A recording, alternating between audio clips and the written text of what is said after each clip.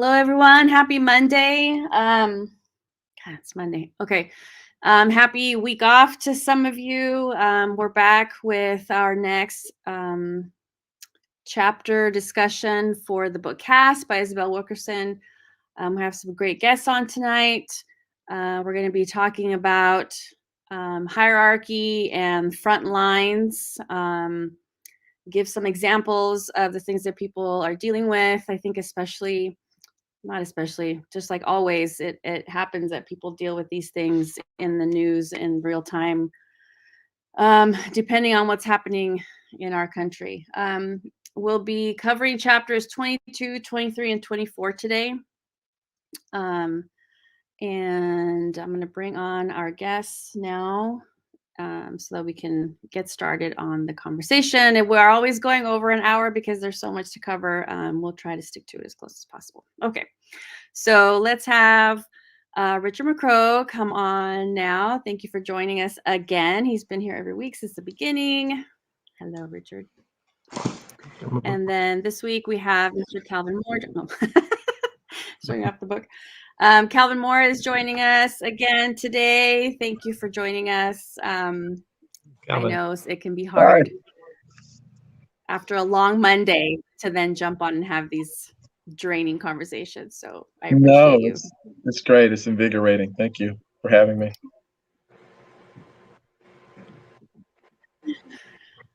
Okay, so thank you both. And I want to remind everyone, and I'm doing this at the beginning of the hour to get us started, that this month is Native American Heritage Month. Hopefully you're paying attention to these monthly things as I think as more and more people become aware of how amazing our multiculturalism is. We're paying more attention to what these different celebrations can bring each month, and hopefully in schools and in our families, we're becoming more aware, but it's also more accessible, I think, in a lot of ways. So definitely look for things on social media, follow people, creators on social media, watch the shows and documentaries, all the new stuff that's coming out as more awareness and more representation is available. There's some amazing stuff, people winning awards, telling their stories, wonderful, wonderful stuff available on streaming networks. There's always books, of course, so get out there and purchase books and shop local if you can.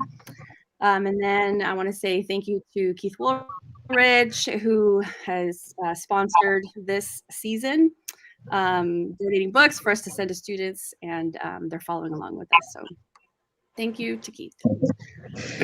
So for these three chapters, we're kind of looking at the front lines of hierarchy and what that means in these different systems, what it means to be the people that are on the front lines. And the first chapter is called The Stockholm Syndrome and the Survival of the Subordinate Caste. And I think we always say this, but every chapter kind of deserves its own hour and maybe its own workshop as we think about in Wilkerson's research and her own experiences and what she's done over the years with the different books that she's written. There's a lot of information, a lot of conversation. It's not easy. It can be difficult. And this book, I think, is bringing up a lot for a lot of people. I'm hearing a lot about not being able to or having a difficult time getting through the chapters, recognizing some things about ourselves, and then recognizing things about the systems that we work in. So the first thing that I wanted to pull up, that we've talked about this a lot with the first book that we did, so I want to talk about race, but also with caste, these invisible codes and boundaries that exist. We don't even know, right? They're invisible. We say they're invisible. She says they're invisible. We all understand that they exist. I think, and I'll just say white people also understand that there's some kind of code or boundary, not because they're experiencing it necessarily, but I feel like they're seeing it happen in real time and don't quite get or understand what it is that they're seeing. We will get to other things happening in the news and in America a little bit later, but right now, if we can kind of just stick to our experiences and these invisible codes and boundaries, and how that creates maybe a way for us to to survive, or maybe creates other castes within castes? I don't know. How would you approach this, either one of you, when we think about these codes, this veil, right? The veil that we've talked about before. How do you get through it?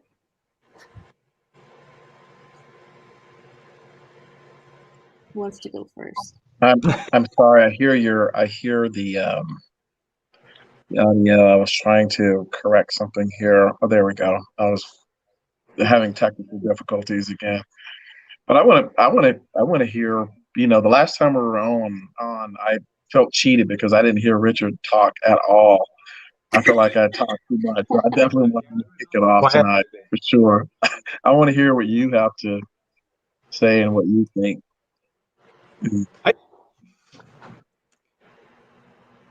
Okay, I'm going to be a little vulnerable about this because there were some feelings I had in this particular chapter that I was mentally having to work through, because I remember those moments, especially in the court proceedings of the white female officer, and the pity and the empathy, but in my mind, and I remember that those scenes, I didn't think anything adverse. I thought really there was exhibiting kindness and empathy, and maybe that's the example of our society and what we should follow. And then I read this and I was conflicted, and I'm like, yeah. I feel, that maybe now we've undermined with all this. There's some undermining of compassion and empathy, and I think that we all sort of strive for. But we called out some people that didn't need to be called out, and I don't know. So I had that odd feeling of wanting to feel good, because that's sort of in my DNA, I guess. Or no, not quite. I won't say that because Letty's going to call me out. But but I do think that need for human kindness that's what I feel like in my heart. But is that just an opportunity so I don't feel so bad about the caste system and where I fall on that whole hierarchy? Yeah, right. Boy, that's a really powerful comment. I too, I will just tell you that when I first started reading the book, it was very difficult for me to get through the chapters. As a matter of fact, I was a quarter of the way through, and I just told Tangela, I said, I need to take a break from this because I'm not ready for it, right? I'm not ready to just go down this path again, because it's, just so many painful memories and, just episodes. But the funny thing about it is I knew how powerful the book was, like, right away. So I was recommending it to all of my friends, particularly to all of my white and non-Black friends who were coming to me, asking me questions. We were having these conversations, but it was just a bit of overload for me initially. And they would read the book, they would be finished with the book, and they'd want to talk about it. I was like, hey, I'm not finished yet. It was like, well, why aren't you finished yet? And I was like, well, because it's a bit difficult to kind of, work through the material. And then I was reading other things as well, like the story of John Lewis, Truth is Marching On. So those were really, really, oh boy, those were really, really tough chapters to get through. And I still haven't finished that book. But so to just kind of think about, as Isabella was kind of working through this, I have the same thoughts as you, Richard. I initially saw it as compassion. Boy, that's a real example of, what human beings do for one another. Yes, there's something that's been done horribly wrong. But as Isabella talked about the socialization process and how we're almost socialized into finding ways to protect the dominant caste. I mean, I just thought about the thoughts. When people asked me about it, I said, well, wow, when she shot that guy, there's no telling what she had been through that day. There's no telling, I mean, the amount of stress that she'd been working under. And stress can have these crazy, crazy effects on your mind, how you process information, how you perceive threats. I mean, the fact that she went to the wrong apartment, right, meant that had been under incredible duress, right? I mean, I just immediately kind of put myself into her shoes. I think what Isabella brought out in her writing was that the only issue with that, there's no problem with having a human reaction to another human being really struggling and suffering, and coming under punishment for something that you have to imagine in your mind that she didn't want to do. Right? She didn't go in there with the intention. She didn't go home with the intention of shooting someone. Right. You had to be in another frame of mind to pull that gun out. But I think that the question for all of us is, when you pulled the gun out, you saw that he was not armed. Why did you shoot? You know, why not ask him to put his hands up and surrender? Why was the first reaction, to shoot? And I think the other thing is, once the judgment had been handed down, the reaction that you saw from the bailiff and the judge and from others, that behavior is often not exhibited towards Black people under similar circumstances. In other words, that's a human reaction, but so oftentimes in the justice system, we get treated inhumanely, right? It's almost like we're not human. And I don't know if I told this story the last time we were on, but I was actually in seminary. I was not taking a seminary course. I had a seminary course at the time it happened. But I remember thinking about this particular chapter. I was in a computer science course, and I had to take one. It was one of those electives, and I wanted to do better in computer science. And the computer science professor at seminary told me in front of the class. I asked a question, and completely out of the blue. And I know what he was talking about. He was referring to 1900, the year 1900 theological concept that Blacks they actually evolved from apes, and whites actually were the seed of Adam. And so he actually went through this and said, technically speaking, you're not, Black people are not fully human. And of course, we basically had to dismiss the class because I went completely off on him. Told him specifically where he could, take that theory, and I won't go into detail about what I said because it's definitely not Christian. It wasn't Christian. But it brought back to when I read this chapter, that came back to my mind, because oftentimes we do not get treated as humans, and I believe for whatever reason that in order to treat Black people the way the society has treated blacks historically, is that at some level you have to fundamentally see folks as completely dehumanized and not altogether the same as you. And it was the same. I mean, it was this justification from slavery from the very beginning, and that's what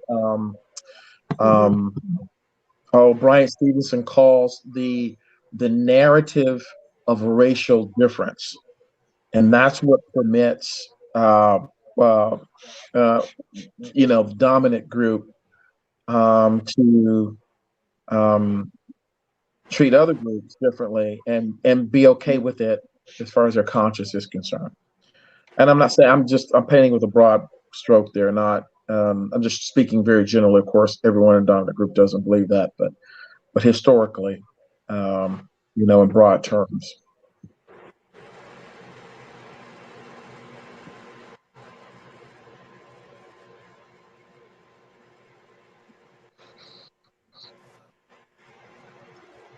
Yeah, so this comes with this explanation that she shares, and I like that she used the word ancient. This ancient code for the subordinate caste calls upon them to see the world dominant caste sees it. So this could be the caste system in India. This could be when we talked about Christianity being what we were looking at, and then understanding that once, here in this continent, that once Native people or the enslaved people also said, okay, we found Jesus. Now can we be a part of your group? And then it was like, oh no, we didn't mean you. Psych, it's not about Christianity. Yeah. So it's always about going back to how the dominant caste sees it. And so there's that idea of dehumanizing, but then if you look at it through the caste system, it's always about who we're revolving around, right? So Yeah.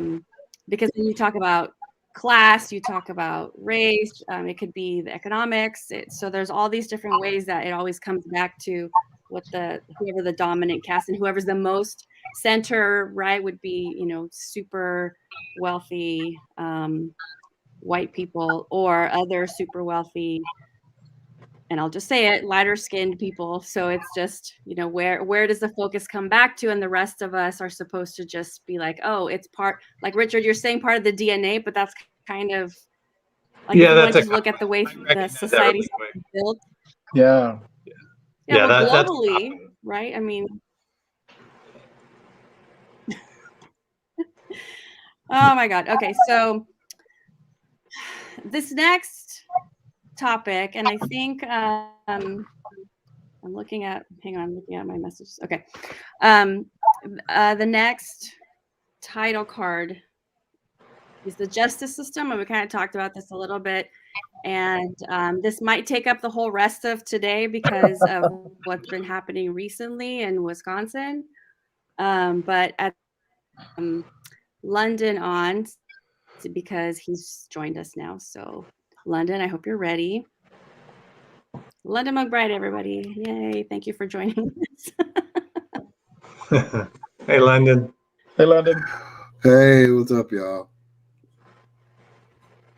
Can you hear me? Yes. Welcome aboard. Okay, just checking. Thanks for having me. Sorry, I'm losing some broadband here. We can hear you fine, Letty. No, okay. I think Letty froze. Letty, she froze. Where'd she go? Well,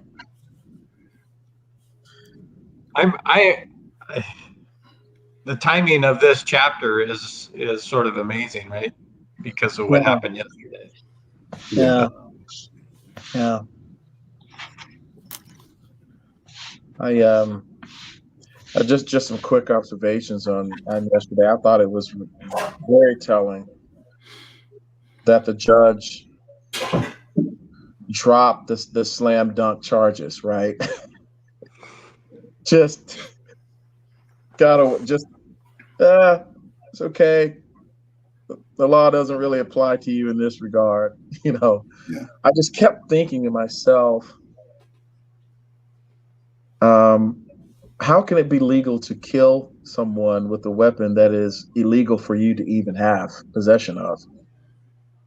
I mean, there's a reason why we don't allow 17-year-olds to walk around with AR-15s or handguns or any other lethal weapon, and yet,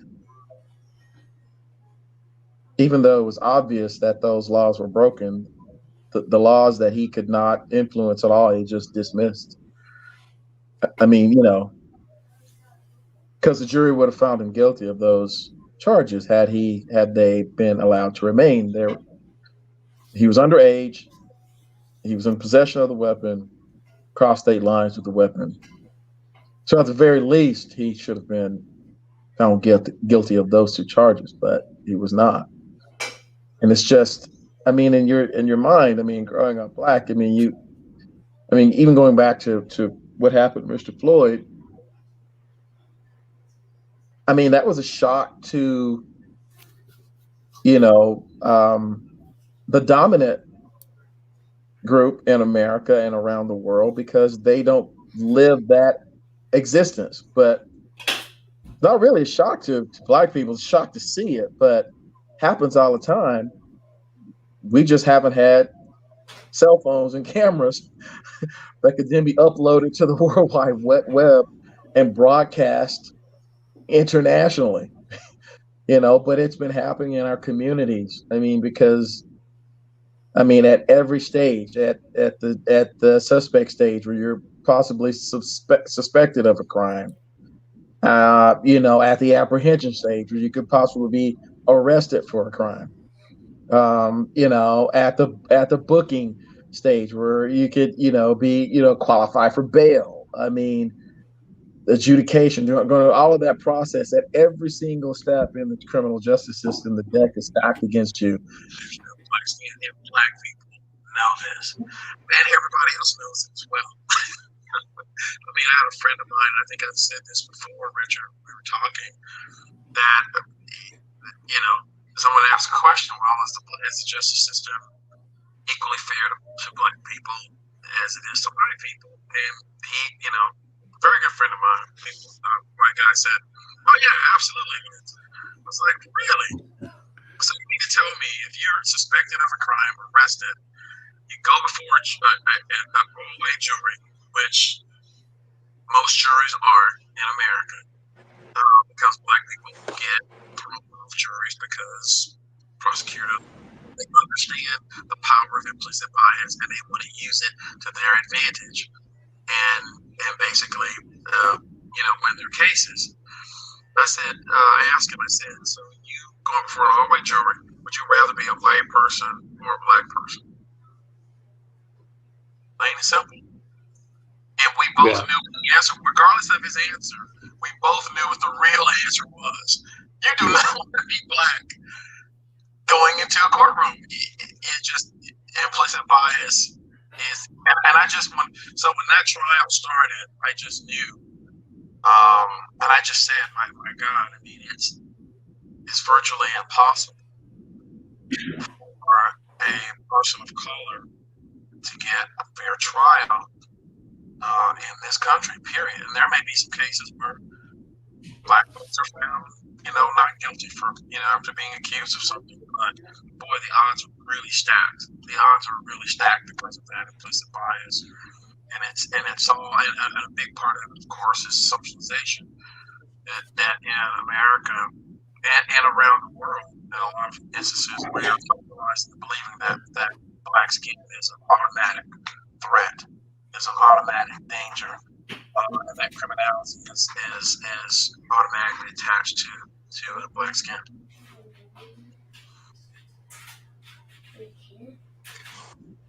Yeah, I don't want to say I'm surprised because that always, now more and more I'm understanding and watching. What's his name? Rickenauer? Rittenhouse. Yeah, but his white cockiness is I guess the only words I can think of throughout that trial.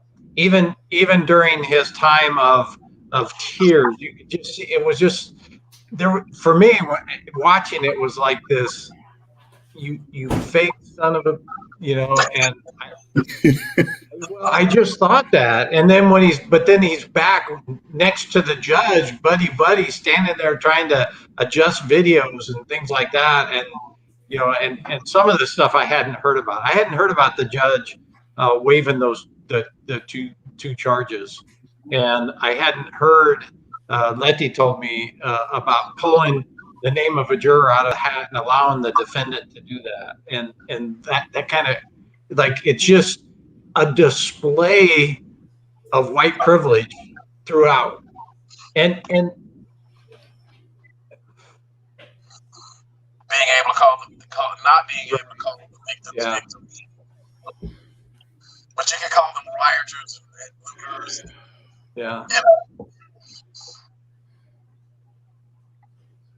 Because they were challenging the status quo. And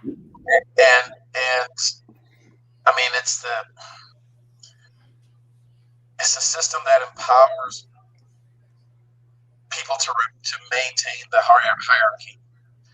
And anything that challenges a hierarchy or challenges the way you think about the hierarchy can be silenced. You're automatically deputized almost.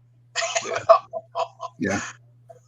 Automatically deputized on both sides, right? Because you go, what I mean by that is, if you go on Fox News, you can find black folks like Candace Owens. She is an ally to supremacists, and I told my neighbor that because he loved Candace Owens. I'm like, I don't know why you love Candace Owens. She's not a white supremacist. She's black. I was like, you can absolutely be a white supremacist and be black. You don't have to be white to subscribe to white supremacy. You just have to be infected, by the idea and by the notion of it. Be convinced that it's right, or convinced you can profit from it. There were some black and Native American slaveholders who were extraordinarily brutal in the South because they bought into the notion of supremacy, and they wanted to be as adjacent to it, as near to it as they could, because it made them feel powerful. It's almost a perverse reaction to the psychological trauma that was placed upon them.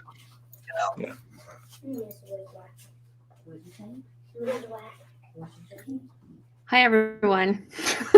Welcome back. Hi, London. Welcome. Yeah, it was like, Sorry, I dropped off there for a second.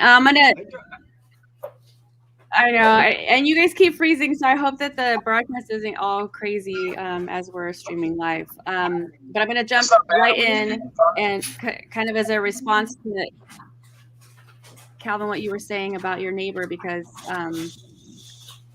I know you talked a little bit about I don't even want to say his name. So anyway, so we can get past that and come back to it later.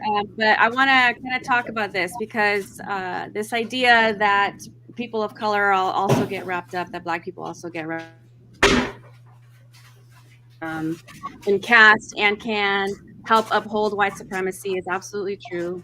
All of us have had probably moments where we're like, wait, what the hell? Why did I say that? Why did I act that way? Why did I support that? Why did I vote for that? Whatever. Because this statement that we cannot live in a caste system, breathe its air without absorbing the message of caste supremacy.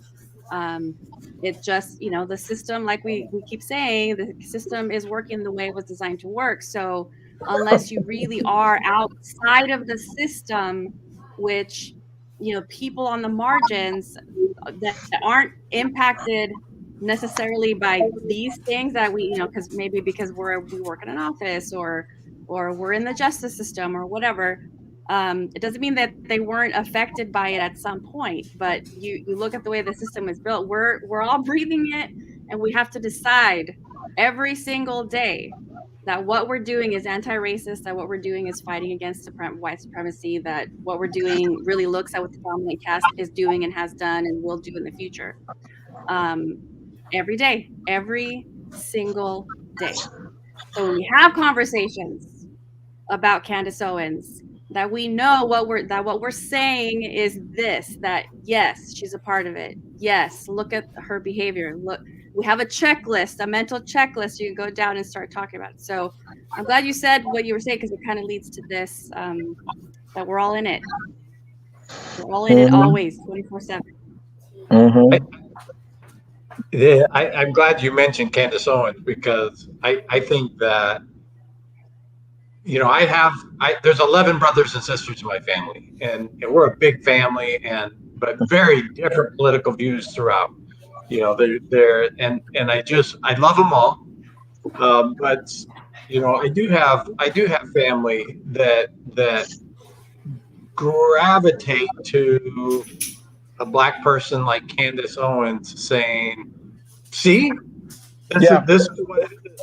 And so my views and my support of Trump are correct. Look, and really grabbing that, and I just sit there sometimes in just like disbelief, like where are the battle lines drawn in all this, and how do we because she certainly has a right to say what she wants to say, although it's, it deeply hurts me. I can't imagine how it hurts people of color fighting for equality and fighting, for inclusion and fighting for changes in this caste system. And then somebody comes out and just undermines everything that's being worked for. Yeah. Yeah, I'll let Lloyd jump in here too. But, when I see people like Candace Owens, I think of them as avatars, that they're just kind of a cutout, but they're not representative of the average Black person in America. They don't represent any wide swath of the community. They don't have deep ties to the community. But I think they're useful tools of folks who just want to confirm, who are glad to see their biases confirmed. And it's almost like a license to continue to believe that. But that those people would, if they didn't know who Candace Owens was at the bus stop or at a restaurant or at Walmart, they wouldn't even acknowledge her as a human being. But she's a useful tool. She's a useful tool. Hmm. But in the same breath, there's people like Michael Steele, who's a conservative, his thought process and his beliefs are very conservative, but you could have a normal conversation with him because he's looking at both sides. He's not taking, you just see that he's got a strong belief in humanity and kindness and those types of things, and not saying, the fight against white supremacy is bad. The fight is something that needs to happen. And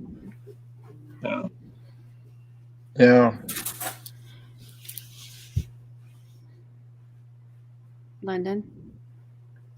No, I mean, this whole Candace Owens thing just got me going crazy. No.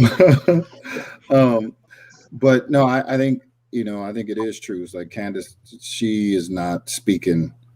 She doesn't have the voice of the people, nor the pulse of our folks. So, I mean, where she's coming from is a place that they've given her a stage, they've given her influence, and they basically allowed her to be, the one that it's almost like, hey, I got Black friends too. I'm not racist because I got Black friends. So Candace Owens is their Black friend that they can parade in front of other Black people to say, hey, look, she believes the same thing that we believe. So we must be right because look at Candace Owens. She's Black. She looks like you, and she believes what we believe. So who's right? Who's wrong? So she's getting something out of this. She's getting influence, and she's getting popularity. But is she truly making an impact in the community? No, she's not. Everything that she's doing is for nothing. And just as soon as they, the sad part about it is just as soon as they finish with her, right, they will discard her. They're going to throw her away, and they're going to treat her just like every other Black person. Yep. So, and that's because the system has allowed them to do that.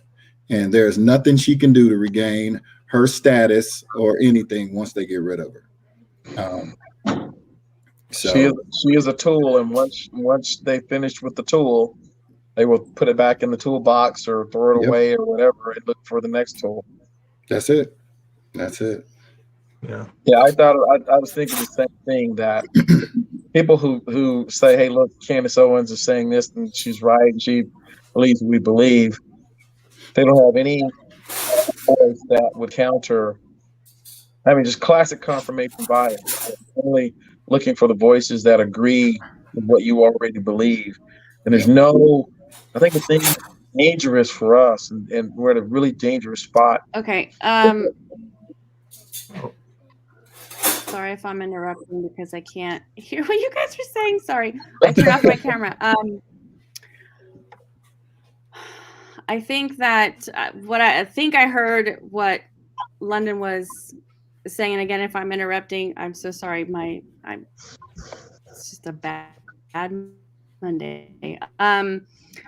I want to kind of talk about this idea because to me it kind of goes along with this Candace Owens thing, because it feels like there's also protection in that, right? If she's the chosen one a little bit, and I don't know, we don't necessarily need to turn this into a Candace Owens conversation, Yeah. but there it is. You're in the public eye, and we're gonna pick on you. So this idea that upper caste people are a danger and could turn at any moment. It could negatively impact anyone who kind of has that sense that they're safe because they're participating and upholding the supremacy, but that could turn at any moment. And this upper caste idea, the people are a danger, at the end of the chapter comes from an Indian scholar, a Dalit, right? So like the lower caste from India. The idea that the caste doesn't exist officially anymore, but he knows if he meets somebody with a certain last name that they could be a danger to him. Even in America, we talked about even in America and meeting new people or understanding who people were. No matter, I mean, this was a PhD scholar, expert in his field, talking about this danger that he feels constantly, and that all he wants is to feel better inside his own skin, and just not able to escape that feeling no matter where he goes. Yeah, that had to be just so difficult. That was one of the more painful episodes or stories told in the book. And just to know, because I could literally feel his tension. I've never been that afraid, just because we're in a very diverse environment, diverse community. There was certainly elements of caste that were very strong and that I had to kind of navigate. But boy, you could just feel his tension and his fear as she was relating that story. And it was just a very human reaction to the psychological trauma and damage that's just done by the systems. Yeah, the idea that he's trying to escape it, or not, he wasn't trying to escape it. He just felt, I think, the for idea a that minute. he couldn't escape it, right? The idea that he couldn't escape it, that he'd internalized it, and no matter where he was, no matter how free he was, he wasn't free.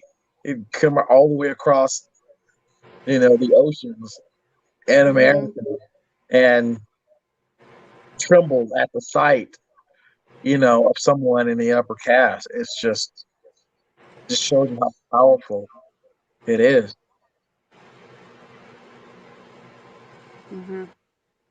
Yeah, so I'm glad that one of the chapters deals with how lethal caste can be living through these things and the visceral reactions we have to those experiences and the way our bodies, because we're not robots, so these things affect us on a cellular level. And so this leads into that chapter 24 conversation about the actual health of people. Chapter 23 really dealt with the examples of what it meant to kind of deal with the hierarchy on a daily level. I mean, it was just example after example after example. Shock troops on the borders of hierarchy, and this is just like that first line of defense. The first line of people you send in. It just feels like it's always it's like a never-ending first line. There's like a never-ending front line, right? Yeah. I mean, we can talk about every single story that's in there, but go ahead, Calvin. Yeah, especially if you're really trying to set yourself apart through achievement, professional achievement, going to school. I mean, it was always drilled into me that I had to do more. I had to be, if I was going to get the same, that I had to be so superior in my performance that they would, in effect, overlook my black skin. And so that's what I set out to do, is to always just outperform and do well. But boy, it certainly takes a toll, because, going in, and the saying was, and Lord, I don't know if you ever heard this or not, probably have, because every black person, especially every black boy, every black man has heard it. You can't do what they do because you can't get away with what they get away with. Right. Yeah. So we already knew that if we stepped over the line just a little bit, didn't matter if Brett or Hunter did the same thing, you were always going to get punished worse for it, right? They were going to get away with it, and you were going to be the one that got punished. You were going to be the one that got suspended. You were going to be the one that got expelled. You were going to be the one that got sent to jail. And we saw examples of that over and over and over again. But I just, I just know going into situations that's just a reality. Even today, so.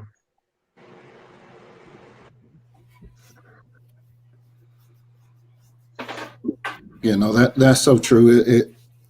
It's sad, and it pains me just to, know that that's still there. I mean, even with me and one of my close friends, we were talking about that same thing at work. And then, when we got into our positions, the first thing that, the guys that mentored us coming in told us is that, hey, remember, you're going to have to work twice as hard to get half the credit. And even if you might not even get any of the credit, and just to see that and hearing, like today, we've been doing this thing, our profession for 15, probably 20 years, but yet we still feel as though we're looked at as second class. Like we don't know, even with the experience that we have and all of the types of trainings and the commendations from people in the community that we dealt with. We just feel that, we're still not given that credit, but let, someone that doesn't look like us, do a fraction of what we've done. And they're like, they're celebrated like something spectacular. We've seen, it's terrible, but we've seen actually opportunities, things that we have set up and put into motion, taken away from us and given to somebody else. Sure. And it's it's a battle, because we live each day on the edge, like what next? Yeah. What else am I going to have to go through today? Am I going to get a shot today? And that's a hard life to live, to be in the moment every single day, stressed out, because you know that this system of caste like totally exists, but everybody makes it seem like you're crazy, even though they're subscribing to it. They're subscribing to it, and they're doing the things that they know are wrong, but yet we're the crazy ones when we call them out on it. Be like, yo, that's it's like, no. You guys are overrated. Yeah. Well, they're not. I love the comment. It's such a powerful comment, and that's the essence of privilege, right? A fish does not know it's swimming around in water until it's out of the water, right? And we've had to live our whole lives out of the water, dipping in the water a little bit, but mostly out of the water, but still being a fish, And it's like a friend of mine told me, he said, well, I don't wake up every day, thinking about race or walking around thinking about race. I said, because your life doesn't depend on it. That's you're not forced to think about race. I said, but if you're in black skin, you have to think about race. You have to think about how you are perceived when you walk into a room. You have to think about how others are thinking about you when you walk into your room. Walk into a room. You want to put yourself in the best. It's almost like you're going for an interview in every single interaction in your life. You know, how am I dressed? Like I have hoodies, right? But I will never, I told somebody this the other day, I will never walk out of this house with a hoodie over my head because I know that I am putting myself at risk. I know I'm putting myself at risk to be targeted. I know I'm putting myself at risk for somebody to call the police. I mean, my 17-year-old nephew, he's a kid. But he would be absolutely perceived as an adult. We don't let him walk to the convenience store up the street and around the corner to go get anything. He is driven to that store and driven back home because it is dangerous. It's a dangerous world and anything can happen, especially when you're black. And you just have to be aware of that. Every interaction is like an interview. I mean, just imagine the stress of you going in for a job interview, right? Now, just think about every human action, basically every basic human reaction that you have being like some form of an interview. It's extraordinarily stressful. So true. There's also that she gave the examples of the physical interaction on the plane where she was basically battered. I mean, we're talking about a grown man putting his body on top of another human being to get his bag from the overhead compartment, and being that person and looking around and not seeing absolutely no help with. I mean, what? Yeah. And then, so bringing up the fact that if it was reversal and it was a black man laying on top of a white woman to get to his bag, oh my what God! would the? Think about I mean, I would never. That would never. You know, and I think there's some commentary here on gender, right? On black women, yes, facing different kinds, and even to a certain extent, even being discriminated against worse because they're female. I mean, Tangela and I were talking about it today. She went to a sports academy, which is like a sports store here, and took my niece, and they turned in front of this guy who she thought was waving them on to go first because he was coming against traffic. And they parked and were walking into the store, and he confronts them. He says, "Hey, you two, ran out in front of me." And my wife moves my niece, behind her as, to place her body in between those two, and said, "What about it? We had the right of way. You made the turn. Why are you even talking to us?" And he went on and on. And she said, "If my husband were here, you wouldn't have even approached us." And she was right. He wouldn't have dared to even approach me with that because he would have feared a different outcome, right? I mean, wasn't going to take any of that, but he felt empowered to tell two, women, 5'2" and 5'4". He was a guy well over 6 feet, 200, 40 pounds. He felt empowered to confront them and threaten them. And it happens all the time, and that's what was happening to Isabel on the planes. Yeah. Yeah, and then the flight attendant, who you would think has some kind of authority on the plane, but because he was not white, he didn't even feel. He's just like, "Sorry, I couldn't do anything." I couldn't do anything. He was afraid, and the people because who then he what worked happens with were not going to back him up, and he knew it. He knew that he was not going to be backed up by the people he worked with, his own crew.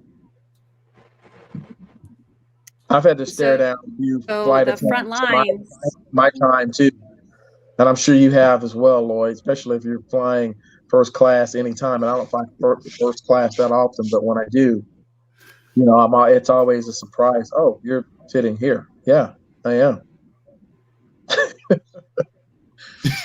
Yeah, one of my best friends had an interaction like that, because he flies first class a lot when he's doing business, and he was telling me, he said, man, it's so crazy how many times I'm asked when I sit down, I take my seat. Yeah, is this your seat? Or, hey, what do you do? And I love his response. He said, somebody asked him, he's like, hey, what do you do? What do you do? What do you do? And he was like, work. And then, and then kept it pushing. It's like, why are you questioning me? Because I'm sitting here. But they have the audacity to try to check us like we do not belong. Like, no, you cannot have those types of jobs. You cannot prosper. You cannot make it. You have to be a servant. Like, period. That's their mentality, and they don't have to listen to us. Like, it doesn't matter whether you are in some kind of authority position or, like with one of my friends today, the manager, one of the directors of a restaurant chain, and she asked the lady, hey, do me a favor, place your order, step outside, do the whole COVID protocols. Lady says yes. White lady says yes, steps outside. Then all of a sudden she was like, forget that, because she saw me in there. She was like, forget that, I'm coming back in. So she came back in, set herself down, and as I was leaving, I looked at her kind of like, didn't you get what she said? And it's still like, well, no, I don't have to. And that's the thing. Like, I don't understand. Like, I mean, I understand it. I know why they do what they do, but it's still like, dang, like, can we stop tripping for a minute? Rules don't apply, right? Yeah. It's the whole issue with privilege. Yeah. Rules don't apply to us, they apply to them, right? I mean, because I just think about the whole Rittenhouse, going back to the Rittenhouse episode. I'm sorry I have to keep going back to it, but I just thought about that whole little militia group out there with weapons. If those guys had been black, there would have been a shootout right there on the spot. They would have had to disarm. I mean, the whole 9 yards. The whole 9 yards. The whole 9 yards. Well, I mean, it's the same way as with the whole insurrection. Sure.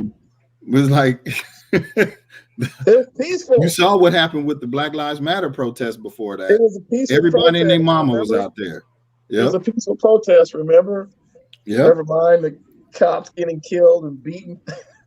never mind them relieving themselves in the Capitol, and I mean, desecrating, the sacred temple of democracy.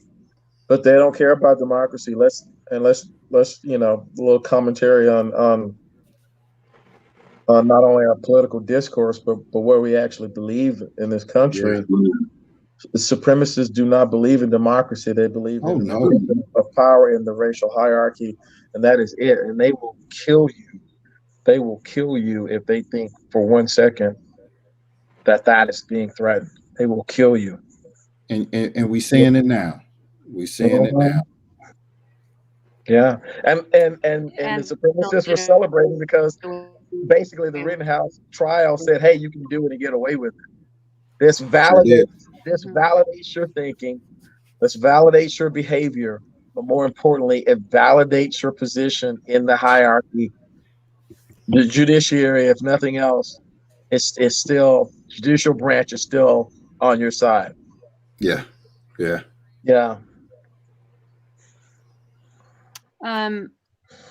We're gonna jump into chapter 24. Obviously, all of these things tie together, because what you're saying about the way that the system has worked in this particular trial says a lot about.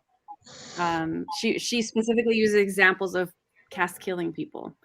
Oh. And that was a perfect example of this. So you know, she talks in health terms about cortisol, telomeres, and the lethality of caste, and then says that the friction of caste is killing people and societal inequity is killing people. And we see it in terms of violence.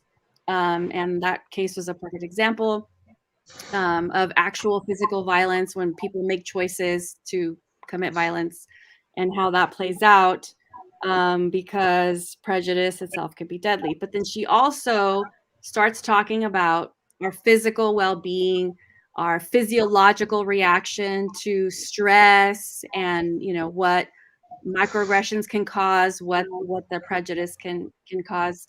I talked about this a little bit in I don't remember if it was during this time, I think it was, but I was having a conversation based on this health initiative that we're trying to start here locally, about whether or not conversations like the one we are having and reading, you know, being a part of a book club and using that as a way to talk about race and our culture and our why can't I think of the word, community, to have that conversations and have it fall under healthcare, right? Have those kinds of events or activities fall under wellness and healthcare.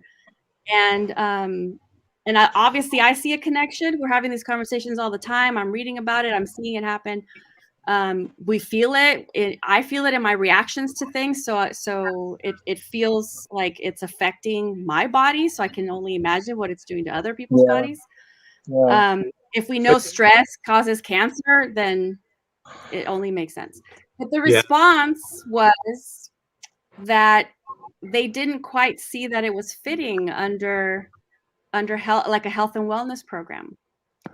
And I mean, I'm still going to argue it. I'm going to keep fighting for it. Every time I go back to ask for money to do a project, I'm going to keep bringing it up. We have studies, we have research. And this is something I didn't know. I don't know if any of you want to comment on this part before we start talking about DNA, this stress and how prejudice can be deadly, and what you're seeing and feeling every day. Going to the doctor more often. Gaining weight, worrying about diseases. Well, I think that's huge. I mean, Letty, we talked about it before too. On the way to work, I've already had like 5 fights in my head. Oh my God. Before I got there already, because I know what I'm coming into. Right. And I know how I'm gonna be treated. I know what people gonna say. I don't want to hear what you got to say. So I've already fought you before I got there. But I come to work on edge, and I was like, that's not cool, you know. And I come to work on edge because I know how you're viewing everything that I do. And if somebody else was doing the same thing I was doing, you would have absolutely nothing to say about them. But because it's me, you know, and because, you know, I'm the brother in this unit or anything, like it's looked at totally different. And it's you know, you get tired of it. You get tired of it. And then once you snap on somebody, oh my God, he's angry. Oh my God. Are you angry? Somebody better come. You're really dangerous. Are you angry? Somebody asked me that. I just think it's such a powerful statement, Lloyd, and it's so true.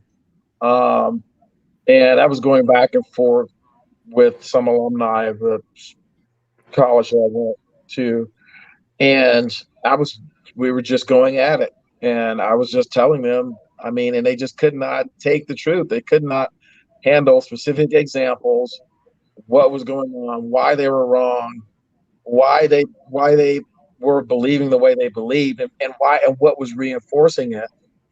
Because we never want to talk about race, right? I always want to talk about something else. We never want to talk about race because, number one, they're ashamed about it and they know what's really going on. They just never want to be held accountable for it. And one of them asked me, "Hey, saw him out in public. Are you angry?" And this is right after George Floyd was killed. And I said, "No, I'm not angry. I'm enraged. I'm enraged. That's what I am. I'm enraged, and so should you. You should be enraged. You know, um, and I think like you said, it's just a vicious cycle, right? So you start out in fear, you get angry, that anger turns to frustration. That frustration turns to desperation.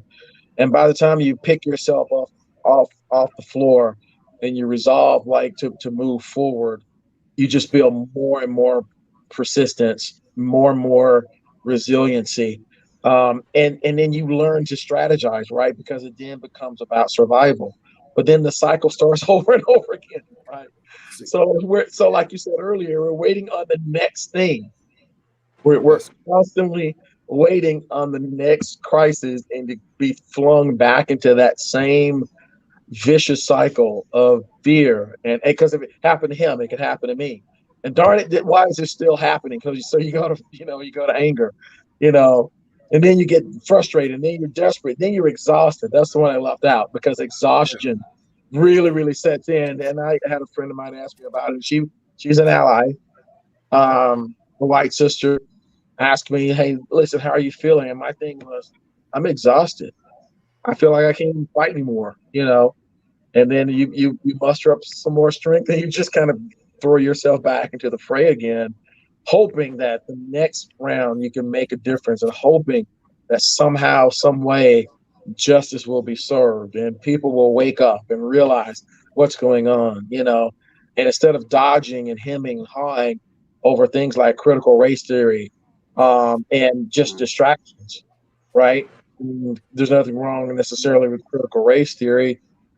It's been around for 50 years, but the big distraction is somebody saw it and wants to use it as a wedge issue. And we're so susceptible to it as a society because the dominant culture is latching on to anything to give them some cover, right? To not have to talk about race, not have to talk about accountability for racism, you know. And I tell my friends all the time, they say, "Hey, look, I didn't enslave anybody. It wasn't my fault. I'm not responsible for that." No, but you are responsible for dismantling a system that has its origins in this narrative of racial difference and is a cause of slavery and the cause of all of these other, ills or discontents, as Isabella would say, and not be doing anything about it. You are responsible for dismantling all of that, and you're just responsible for being my ally and the ally of other people of goodwill to tear that down and to build a better future for, at least build a better future for our children. And when you see people give up on that basic proposition, it is like it's devastating because at the end of the day, you realize they don't really care that much about you. Yes, that's it right there. Faced with my friends because these are people that I love. These are, people that are dear, dear friends of mine. And most of my friends are white. But I had to post on Facebook after Donald Trump's election. And after all this stuff came about, because I've been following Donald Trump for a long time, I knew he was racist. And we had these conversations, and he said, "Hey, well, explain to us why you don't like Donald Trump." Well, number one, I won't say everything that I said, but the main issue is that he's a racist. And example after example after example, I said, me voting for Donald Trump you voting for Donald Trump is like me voting for Louis Farrakhan. You just would not accept it, right? Because of all the things he said and done. And yet you went out there and you voted for Donald Trump. And I have to come to terms with it. I have to face the fact that my friends do not see racism as sin. They do not see racism as being wrong. They see it as something that can be tolerated in a democratic system, in an egalitarian society, in a society which says it values equality and equity. They do not care about racism. At the end of the day, they are married to the caste system. They are married to the racial and social hierarchy as it stands, and they're married and they're committed to maintaining it. And I had to come to real terms with that, and that was soul crushing. Yeah, that's so true. So true. I think going back in your conversation, Calvin, when you were talking about the feelings and emotions and no, I'm not angry, I'm enraged and those kinds of things. Letty and I were having a conversation just before tonight. And she was asking me what I was feeling about yesterday and what happened. And I said, I was sad. And she looked at me and said, you're going to go get a thesaurus because you're going to quit using that word sad over and over again. Be enraged, be what it is you're feeling. Because I, as a white man, I'm having trouble dealing and talking about that. What is it I'm feeling? Sure.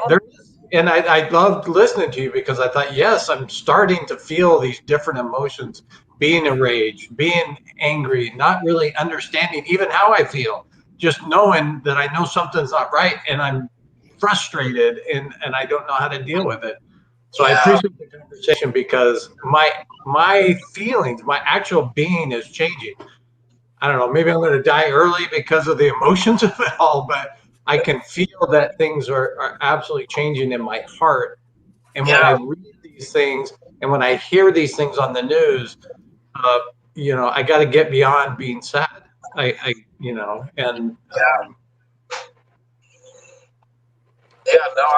appreciate you sharing that, Richard, and it does have an effect. I can feel it in my bones. Yeah, I can feel it in my bones. And I know other people are feeling it too. Now I'm really on edge because if the killers, if Ahmaud Arbery's killers get off, I mean, it's that feeling of utter powerlessness in the face of what you know is evil. It's like, God, will you please do something? It's almost like, it's just, I mean, it's debilitating. It really is. And we're going to be on edge until this next string of cases, until we see them through. And I can just tell you, if you ask the average Black person on the street, just like you would ask myself or Lloyd, and when I say Black people, I'm also referring to allies in the fight for justice, right? So people who are Black in their soul. And I mean that in a James Brown way. But if you're asking the average Black person or person who is culturally competent on the street, do you think that there will be justice? In the Ahmaud Arbery case, they're going to tell you it's a toss-up, and that's being optimistic, right? And it's a toss-up because of what we've experienced. It's a toss-up the same way that the Rittenhouse case was a toss-up, and I actually don't think the Rittenhouse case was a toss-up at all. I mean, I always knew he was going to be acquitted. I mean, when that judge threw out those charges, I was like, oh, that's it. He's stacking the deck, Yeah. But I think I'm optimistic that there is a 50-50 chance that those killers of Mr. Arbery will be convicted. And then, of course, now elections matter. The justice system, the Justice Department at the federal level is going to try them for civil rights violations. And it's the same deal with Mississippi burning, right? With the 3 civil rights workers who were killed in Neshoba County. Let off, and the killers of Emmett Till let off for murder because, again, all white jurors. But then, tried in the federal system. Well, in the case of the 3 civil rights workers, anyway, tried in that system for violations of civil rights. So that's somewhat of a hope, and I feel certainly more confident in that.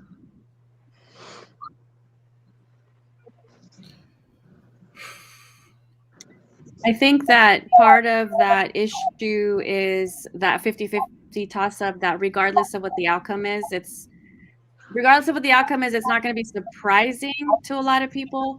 And regardless of what the outcome is, it's going to be affecting us on that visceral level. There's going to be a visceral reaction to it one way or the other, because even when people are found guilty, there is still not necessarily justice after they're found guilty.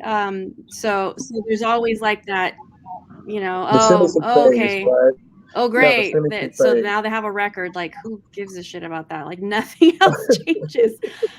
So these examples of like you're talking about, like Richard was saying, and then Calvin, you were saying, these reactions that you have, the physical, visceral reaction you have to things, these feelings, that low level hum that is constantly affecting consistently every single day. And we say that it's like a poor person thing, but it's not. It's about caste.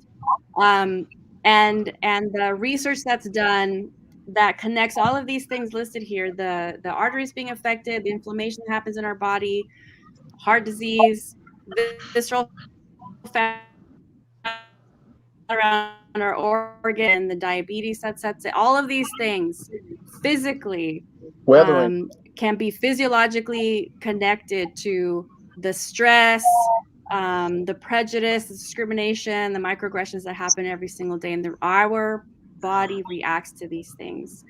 And it is it's a health issue. It's an emergency. It's urgent. We should be dealing with these things urgently. Yeah. And then at the end of this chapter, she kind of, I think this was from a quote, this idea that there's a black tax that kind of goes along with the whole healthcare across the board, this tax that's paid by people of color, Black people specifically, is just across the board, and all the ways that it's tied into our mental health and our physical well-being. I mean, I know that I'm exhausted after these Monday night conversations, so even just talking about it is draining and causes all of these feelings, mentally and physically. Yeah. So living with it every single day, every waking hour, we can't keep pretending like it's not affecting people. Yeah. No, that's real. I mean, you think about what what everybody was saying. I think about that James Baldwin quote about to be a Negro in this country and to be relatively conscious is to be at a state of rage almost all the time. All the time. Yeah. Yeah. Yeah, absolutely. I love that. You understand the system. You're understanding the system, and you're understanding that the system is not working for you. It's not working on your behalf, your benefit, or anything. and you're steadily trying to fight this system, trying to right its wrongs. But you can't, because no one wants to go that way. And when you think about like all the things that we've talked about in this book, especially when she was discussing the whole Stockholm syndrome and stuff like that, like you really, I like how my wife puts it. She said, Black people are not looking for revenge, because if we were looking for revenge, it would be hell out there. We're just looking for equality. Like when it really comes down to it, like, and you think like that is where we put ourselves, and we think that by being this forgiving people that maybe just maybe we can change the hearts and the minds of the people over the system, that the system will be changed because we decide to put our best foot forward and we decide to be forgiving. Yeah. And it's draining because you see that with the forgiveness, it's not reciprocated. There's no love in return, and the system stays the same. So you're constantly, just like Calvin said, we're going around in this circle every day, and it gets draining. And I tell you the truth, I'm driving to work and I'm thinking about all of this stuff that I'm just being bombarded with, and I tear up because I was like, I don't want my kids to have to deal with this stuff. Yeah. this is ridiculous. You know? You get this feeling like this is so stupid. I mean, Right? life could be devoted to something so much more productive. And you think about, oh man, you know, because genius, and I've said this before too, that genius is equally distributed, you know, amongst people. So in all the ethnicities, you've got this incredible pool of genius, right? And just think about, I mean, for almost 300 years, we enslaved people and shackled people and beat people and kept people from producing and thinking. And it was against the law for people to know how to read. To read a book and just think about all of the things this country could have been and could have had it not suppressed a significant portion of its population. And then we're doing the same thing with mass incarceration. Every single person, people of color, because to think about it, the war on drugs was not a war on drugs. War on drugs. If we were having a war on drugs, we would have invaded Colombia, right? We didn't do that. We did not do that. The war on drugs is a war on people, and the people who have taken the most casualties in that war on drugs are Black people for generations. And those laws did not get changed until more and more white kids start winding up in prison with long-term prison sentences. I read articles about what was going on because white parents started going to their congressmen saying this is wrong. We shouldn't be locking away our kids because they saw their kids as human beings. They just got caught up in the same machinery that was kind of reserved for Black people, right? Yep. You know, you said it. Oh, you yeah. said it. And it's the same deal. This is another book, Michelle Alexander, The New Jim Crow, Mass Incarceration and the Age of Colorblindness. And she goes through it statistic by statistic by statistic, just line upon line of data, explaining that you cannot legitimately and naturally arrest and incarcerate that number of Black people, since we make up only about 11% of the population, that it has to be systemic. You cannot do it naturally. It's done on purpose. And I mean, just think about the genius that's locked up, the human capital, the human potential that's locked up behind bars. And it doesn't matter what color you are in Oklahoma. We were number one for incarcerating women and number 2 or number 3 now for incarcerating men. And in America, we incarcerate 1 out of every 4 persons in prisons worldwide. We have 25% of the world's prison population locked up, you know, behind bars. So, I mean, you ask me what scares me about our country's future. We're locking up, instead of building more schools, we're building more prisons. Yeah. Because we think prisons are for Black people, right? But a lot of people are getting caught up in it. And we're in trouble. It's a bad sign. It's a bad sign for our country. You know. Didn't mean to go off on a tangent. This is why last week when Tangela was talking about, we were talking about narcissism and caste, and she made a comment.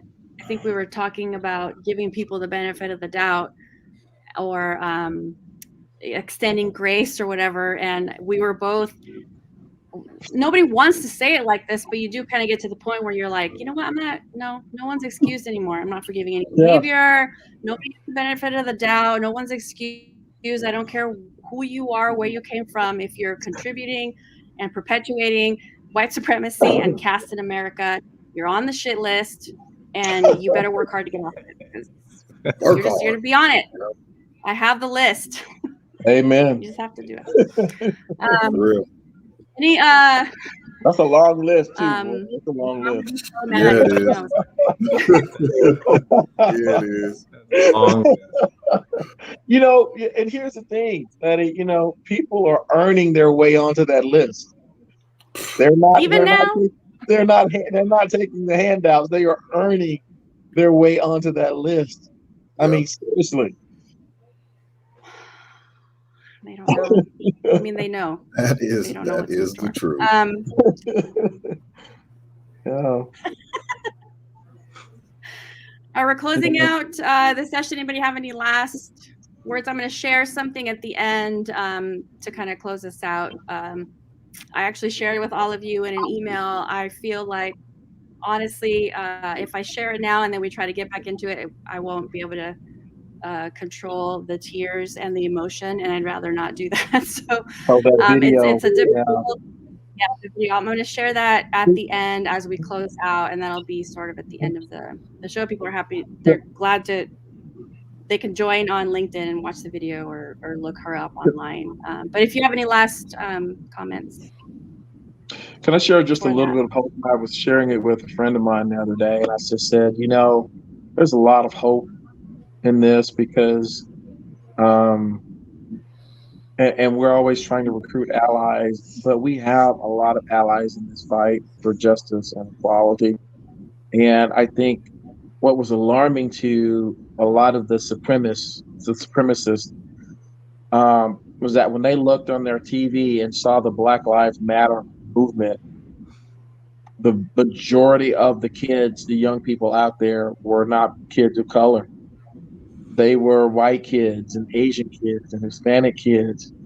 And I think that alarmed a lot of the supremacists. I mean, think about it. This is a Black Lives Matter movement talking about Kyle Rittenhouse, and the 3 people who were shot were white. They were out there fighting. So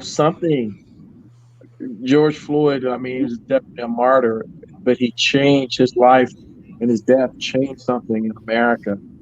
And it awakened a lot of people to rouse them to join the fight, and there's hope in that. And I thought about this before coming on, that as we talk about these issues, we have to find reason for hope in each other. And I think there's a lot of reason for hope just in you being so persistent and having these conversations, Levy and Richard. And I just want to thank you for that, because it's certain, when I say it's invigorating to come on with folks that are allies in the fight for what's right, and walk through this together. So definitely appreciate it. Yeah. Thank you. Thank you. Well, thank you for joining us in these conversations. Yeah. Okay.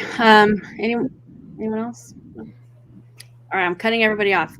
Next week, before I get emotional. Okay. Next week, the 29th, we're going to cover chapters 25 and 26 under the theme of a backlash for the resurging symbols of caste. Hopefully with Tommy Tucson will be able to join us for that conversation. And like I said, I'm going to play us out with the video, but everyone can kind of say good night. Thank you. Goodbye. See you next week. Thank you all. Now, Thanks, everybody. Thank you.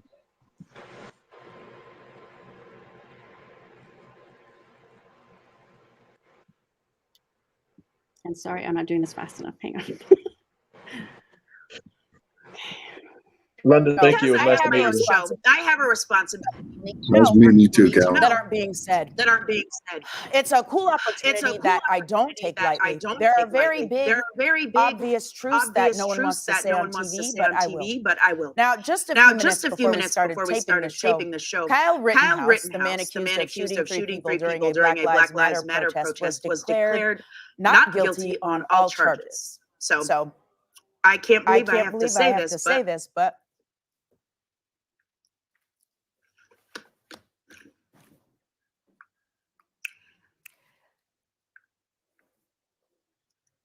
it's not okay for a man to grab a rifle, travel across state lines, and shoot and then 3 people and then walk free. It's not okay for the judicial system to be blatantly and obviously stacked against people of color. It's not okay for there to be an entirely different set of rules for white people. But I don't care about Kyle Rittenhouse. I don't care about that racist judge. And I don't care about how that jury must be. White people have been getting away with murder since time began. I don't care about that. I care about you. And I I can't believe I have to say this, but you matter. You matter. Every time one of these verdicts come out, it's easy to feel like you don't. I'm here to tell you that you do. You matter. That you do. You matter. You matter so much. You matter the second you start to get a sense that you do. A man will grab a gun he shouldn't have in the first place and travel all the way to another state just to quiet you. That's the power you have. That's the power you have. So don't forget it. So don't forget it.